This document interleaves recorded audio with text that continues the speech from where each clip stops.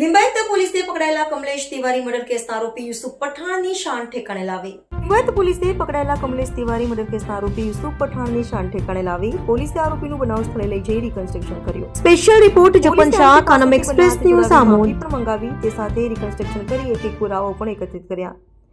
આરોપી યુસુફ વિરુદ્ધ લિંબાયતમાં ફરિયાદી મોહમ્મદ સિદ્દીકી દ્વારા ખંડણી નોંધાવી હતી. ફરિયાદ આરોપીએ ચપ્પુની અણીએ ફરિયાદી પાસેથી બળજબરીથી તેની ક્રેટા ગાડી આરસી બુક સહિત પડાવી લીધી હતી. તે ઉપરાંત આરોપી વિરુદ્ધ લુણાવાડા પોલીસ સ્ટેશનમાં પણ 5.50 કરોડનો ફ્રોડનો ગુનો દાખલ કર્યો છે. વર્ષ 2019માં લખનૌમાં આરોપીએ હિન્દુવાદી નેતા કમલેશ તિવારીની હત્યા કરી હતી, જે બાદ જામીન ઉપર બહાર આવી સુધારવાને બદલે ગુના કરવાનું શરૂ કર્યું હતું. રિપોર્ટર સાગર સોલંકી.